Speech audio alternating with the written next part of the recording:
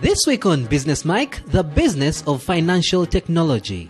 My guest today is Allan Rwakatungu. He's the founder and CEO of Intelworld, a Ugandan tech company that aggregates payments and commerce into a single platform for businesses. In today's show, Allan shares his experience in the Ugandan Fintech sector and sheds some light on the challenges in the industry as well as how to stand out as a company in the software industry. All this and more next on Business Mike.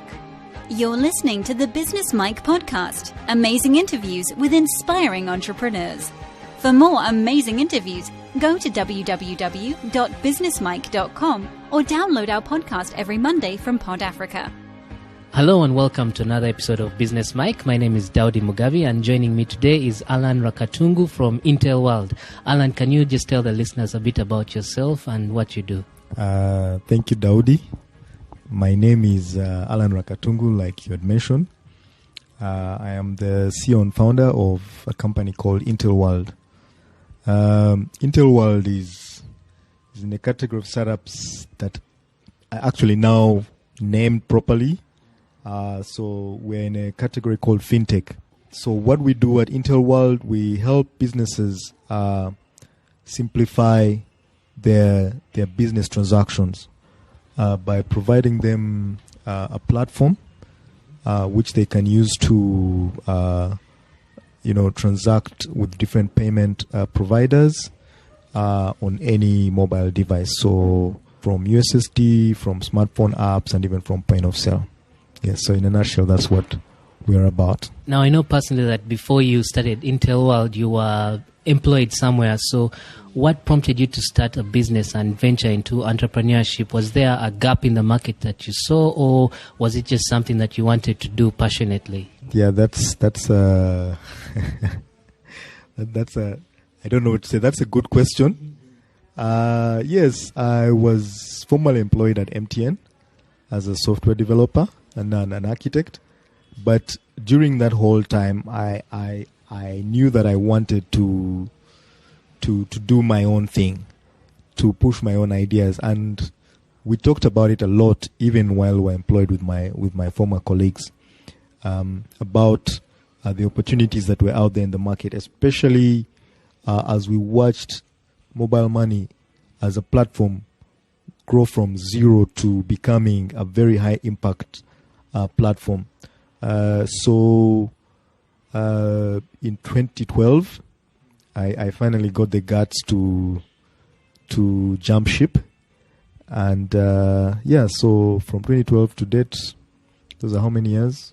4 years. Yeah, we've been fighting with the startup world. Yeah. Here's one challenge that I was discussing with a friend of mine quite a while back with people who start businesses that are dependent on their skill set.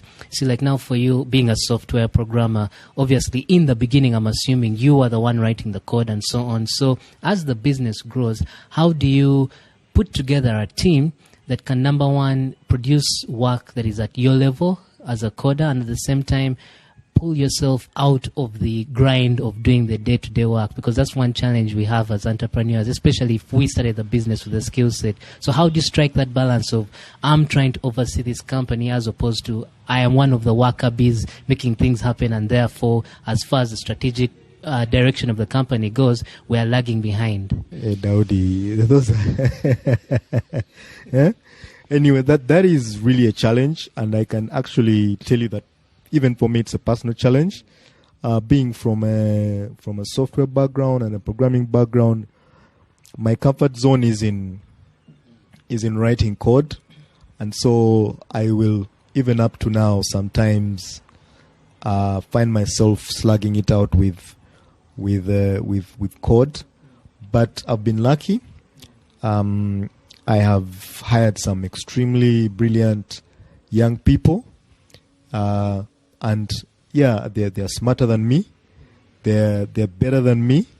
So it's taken some time, but now I actually do spend my time trying to run the softer side of the business and trying to actually do sales, because a company that doesn't sell is a dead company, rather than slugging it out with where I'm comfortable. Actually, why I asked that question is, when you look at people like Mark Zuckerberg, obviously that's how they started, but you look at the guy now, he's, giving keynote speeches, and his role is completely different. And obviously there had to be a transition to that, and I'm sure it wasn't easy for him, which is why when I meet people like yourself, I try and see how do you make that adjustment, because if you start a business, at some point you have to let go of the day-to-day stuff, and eventually you have to oversee it, or hire someone to oversee it for you, and then you take on that role. So that's something that always comes up when I do these interviews. But then as well, you mentioned that you've attracted people that are more talented than you are and very, very highly skilled.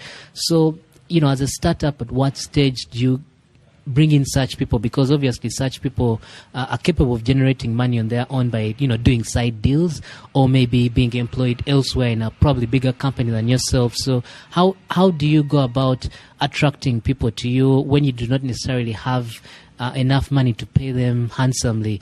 Is it the vision of the direction the company is going? How do you go about that? Yeah, Daudi, another good question. It's a very big challenge for us, because when I started out and I hired these guys, they were not as skilled as they are now. But as time passes and they've done these projects, they've upped their skills, and they are very, very marketable right now. So we're selling them on the vision. We're selling them on where we've come from and where we can go. And I also give my people an environment which is not just about money, but an environment where you work on tough projects, you solve tough solutions. And as a software background person myself, I know that's what drives us.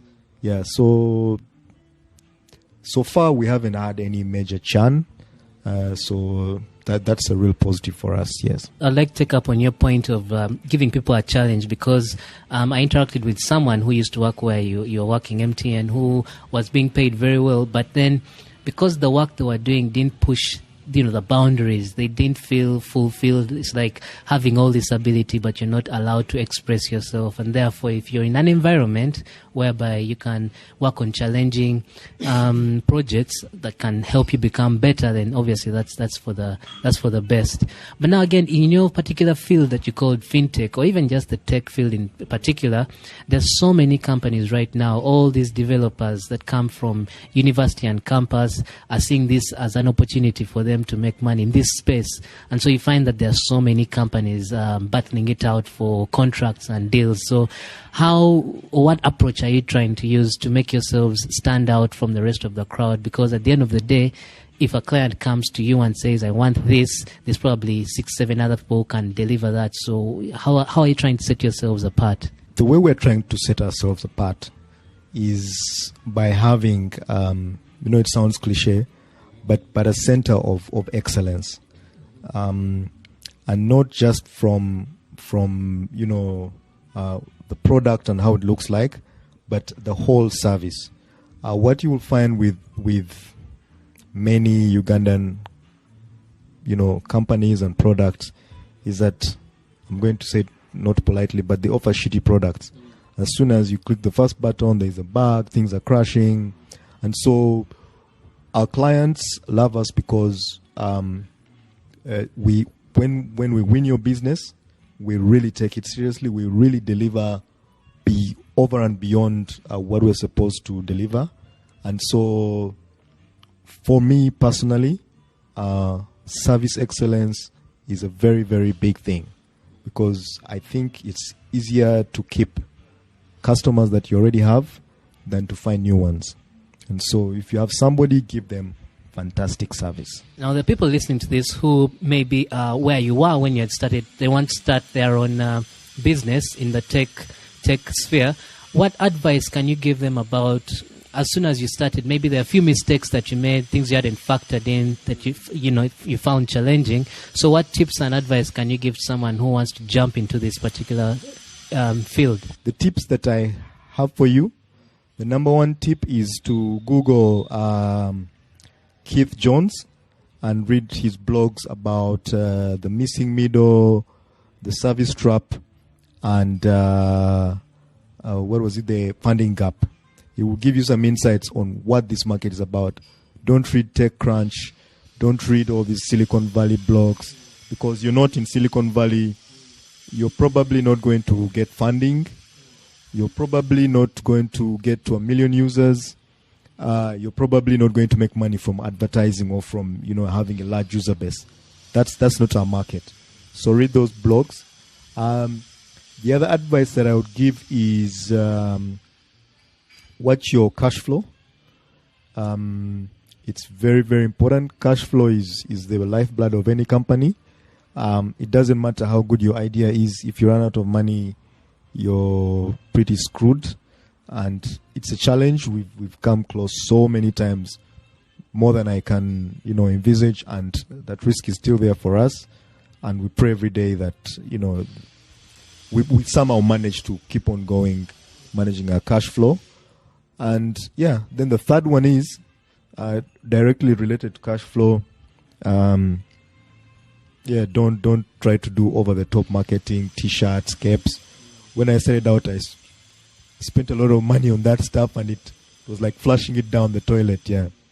So that's the advice that I would give. Be realistic about your market, and cash and cash flow is your friend.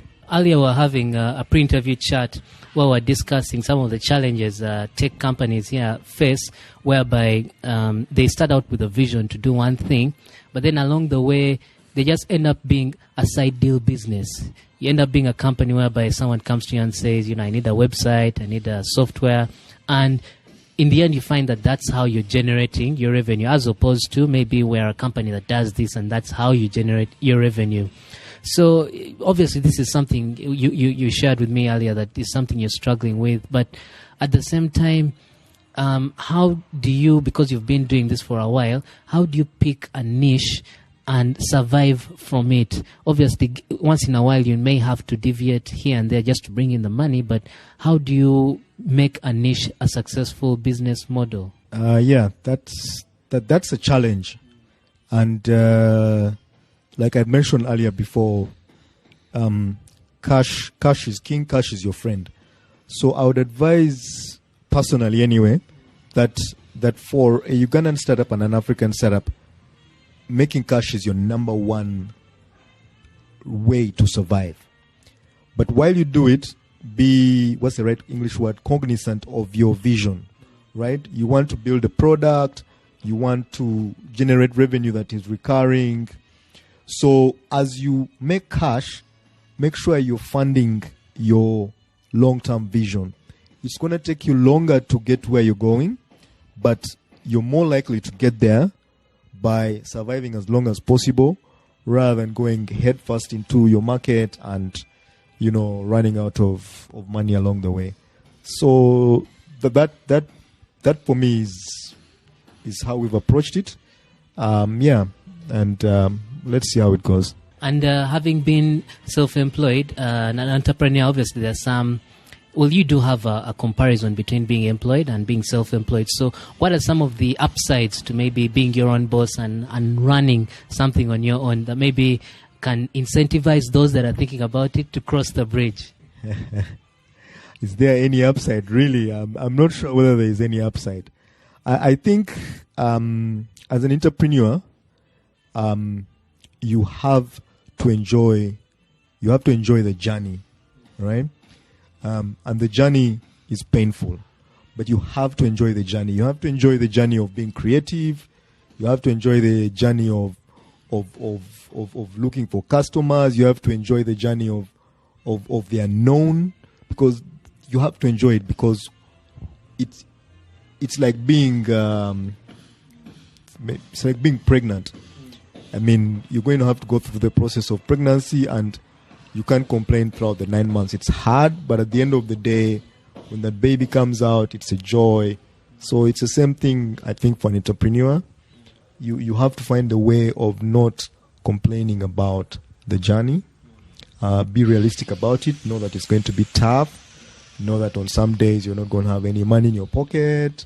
know that clients will be very demanding, that selling is going to be hard, that actually delivering your product is going to be very difficult, but you have to find a way of enjoying the journey. And if you enjoy it, then you'll be resilient. And if you're resilient, you're more likely to succeed. So then what's your favorite moment at Intelworld since you started it? Actually, my favorite moment was getting work from my former employer. Yeah, so that was kind of a vote of confidence in our abilities, in what we can offer and what we can do. So you had asked what advice I can give people earlier. The one big advice, I see people doing it a lot when they're leaving work. They burn bridges. They're like, I'm out of here. Don't burn bridges. Those guys are your friends. They're very good contacts. And now it's the final question, which I ask every guest on the show. If you were cast away to a desert island and you could take one of each, which book would you take with you? Which movie and which song? I will start with the movie, but I'm not such a movie buff. Shawshank Redemption. I love that movie. The song that I would take with me, that's a bit more difficult. Maybe Anita Zero Distance. That's my wife's name. Yeah, and the book, The Lean Startup. That's a must read for every startup. Bill Gates' book, very inspiring. Well, it's incredible how many times the Shawshank Redemption has been mentioned. I think out of the previous interviews I've done, like the last 10, it's probably been mentioned like 5 times. Really? Yeah, so it's a very, very popular movie. I think as an entrepreneur, you kind of identify with the slow process of digging the tunnel, because people don't see what you're doing. They're like, what is that guy doing? There's an interesting quote that I like is, he was an overnight success after 10 years of working. Yeah, so yeah, that's really how it happens. You've been slogging out, you've been hustling, and then suddenly when success happens, people are like, where did he come from? Yeah. Right, well, that does it for the interview. Thank you so much, Allan, for taking the time. How can people learn more about Intelworld? Where can they find you and connect with you on the internet? So with Intelworld, our offices are on Kanjocha Street on the 3rd floor. We also have a website, intelworld.co.ug, which we're going to change actually to intelworld.international as we look to expand the business. And in the coming months, we're also going to be more visible in our marketing, in our messaging. We haven't been doing any of that, but as we try and sell to medium businesses, because we've been focused on like the corporate segment, but as we try and sell to medium businesses, we're going to be a more markety type of company. Yeah, so you'll probably see us. Well, thanks again, Allan. I really appreciate it, and all the best with the Intelworld. Thanks for listening to the Business Mike podcast. I hope you enjoyed the show. If you'd like to listen to more episodes just like this one, simply go to businessmike.com. I would love to hear from you. So if you've got any questions or feedback, you can reach me on Twitter at Daudi Mugabe, on Facebook at Business Mike, or email. That's daudi@businessmike.com. Don't forget, we have a brand new episode every Monday. And until then, take care. 0, Anita, 0 distance. I'm requesting 0, now with a good corner sukari, yeah.